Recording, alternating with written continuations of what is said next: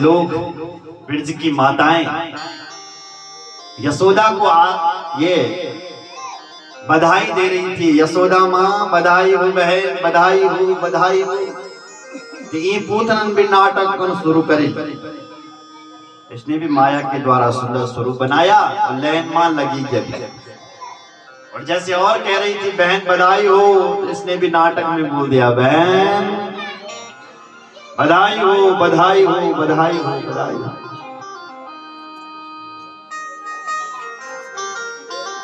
अरे मुझे जैसे ही पता चला कि तेरे घर में लाला का जन्म हो गया, मैं तो दौड़ी चली आई, खींची चली आई। कहाँ है तेरा लाला, कहाँ है तेरा लाला, दिखा तो तू अपना लाला, दिखा तो। अब मैया सोच रही है कि ये मेरी इतनी सुंदर बहन कहां से आई। आज तक तो मैंने ऐसी बहन नहीं देखी अपनी। ये आई कहां से। फिर मन में सोचा कि होगी कोई पुरानी रिश्तेदार। और आज आ गई। भी स्वागत क्या, आओ बहन, तुम सबके आशीर्वाद से तो मेरे घर में लाला का जन्म हुआ है। बोले कहाँ है तेरा लाला। बोले वो खेल रहा है मेरा लाला, सो रहा है। तो जगइयो मत, मेरे लाला के सर के ऊपर हाथ रख के आ जा। पूतना गई कृष्ण के पास। तो विबुद्धतां बालकमारिकाग्रहं चराचरात्मा सन्निवेदितक्षण। भगवान चराचर जगत की आत्मा है। भगवान जानता है यहाँ कौन व्यक्ति किस भाव से बैठा हुआ है।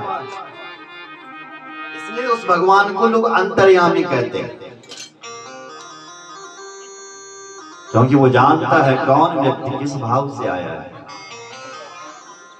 कन्हैया छोटे हैं भगवान, लेकिन भगवान समझ गए ये कोई सुंदरी नहीं है, ये तो राक्षसी है और ये मुझे मारने के लिए आई है।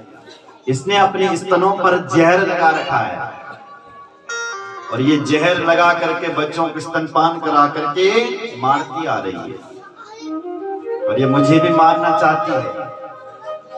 ये मेरे पास आ रही है। तो कन्हैया ने अपने नेत्र बंद कर दिए महाराज। सुन तुम लगे, कन्हैया ने अपने आंखें बंद कर दी कृष्ण ने। और कृष्ण की उम्र आज केवल 7 दिन के हैं केवल, और अपनी आंखें बंद कर रहे हो भगवान। आंखें बंद क्यों कर रहे हैं, इसमें संतों ने बड़े बड़े विशेषण दिए। एक संत कहते हैं इसलिए मेरे भगवान ने आंखें बंद करी क्योंकि भगवान है मायापति, है ना, भगवान माया के पति। और जो ये पूतना है ना, ये मायावती है।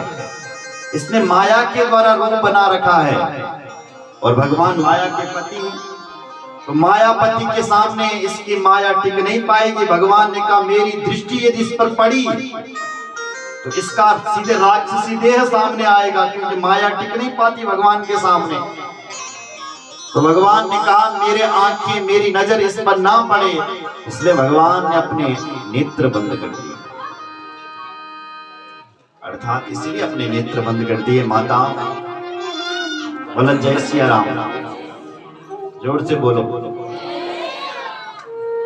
अर्थात इसलिए मेरे भगवान ने अपने आंखें बंद कर दिए क्योंकि भगवान की जो ये 2 आंखें हैं ना, एक सूर्य लोक है और एक चंद्र लोक है। 2 लोक हैं भगवान की आंखें। अर्थात दोनों लोकों के दरवाजे बंद हो गए, सूर्य लोक के भी और चंद्र लोक के भी। चंद्रलोक और सूर्य लोक कहना चाहते हैं प्रभु इसको हम अपने लोक में तो नहीं लाएंगे, तुम इसको जहां मर्जी वहां भेज दो। इसलिए भगवान के 2 लोकों के दरवाजे बंद हो गए। अर्थात इसीलिए भगवान ने नेत्र बंद कर दिए क्योंकि भगवान कहते हैं, भगवान बलान लगे ना, मैं थे आयु यक माखन मिश्री खान, और माखन मिश्री तो मैंने आज खाई नहीं। मैं 7 दिनों कुछ मुझे माखन मिश्री तो मिली नहीं अभी, और ये पहले जहर पिलाने के लिए आ गई। तो जैसे कभी कभी माँ कहती है ना, बोले बेटा ये कड़ी दवाई है, आंख बंद करके पी ले। तो भगवान को लगा आज ये दवाई, ये कड़ा जहर भी आज आंख बंद करके पीना पड़ेगा, इसलिए मेरे भगवान ने अपने आंखें बंद कर दी।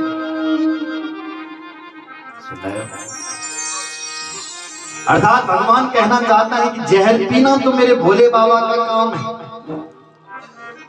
भोले बाबा ने जब समुद्र मंथन हुआ, भागवत में कथा है, कल समय कम था, तो समुद्र मंथन से सबसे पहले जहर प्रकट हुआ। वो जहर को कौन पिएगा? तो भोले बाबा ने पिया वो जहर। कैसे पिया? तो भगवान सोचने लगे कि जहर पीना तो मेरे भोले बाबा का काम है, मेरा नहीं है।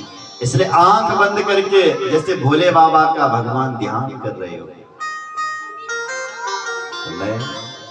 इसलिए भगवान ने नेत्र बंद कर दिए। कई विशेषण दे रखे संतों, अर्थात भगवान ने इसलिए अपने नेत्र बंद कर दिए क्योंकि भगवान कहना चाहता है कि जो दृष्टि का पात्र हो उसी को देखो। जो देखने लायक चीज नहीं है ना, भगवान कहते हैं वहां अपने आंख बंद कर दो, फिर भी उस चीज को मत देखो। ये भगवान का वाक्य है। आपने राम कथा सुनी होगी महाराज। राम कथा में भगवान राम मर्यादा पुरुषोत्तम है, और उन मर्यादा पुरुषोत्तम के को जब वनवास हुआ और वो भगवान जब पंचवटी पर थे तो वहां भी एक सुंदरी आई। उसका नाम क्या था? शूर्पणखा।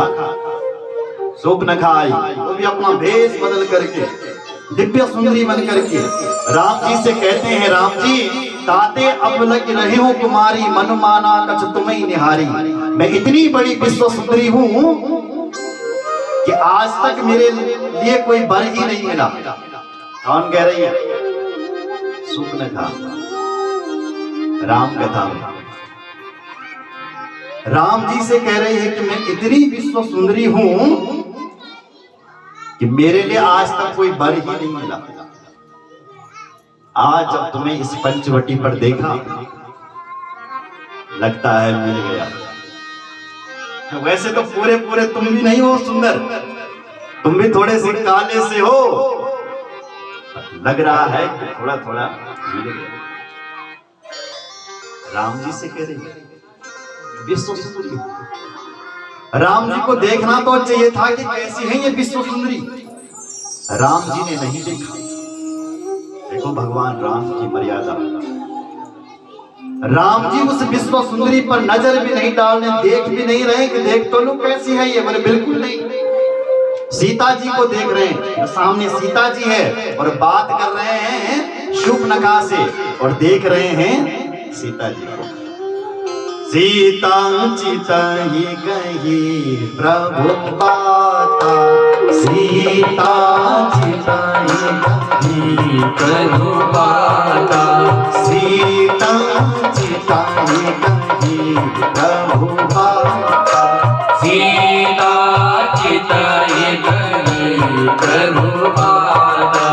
आहा ये कुमार मोर लगो भ्राता, आहा ये कुमार मोर लगो भ्राता। सीता चितई कहे प्रभु बाता। सीता को देख करके बात कर रहे हैं।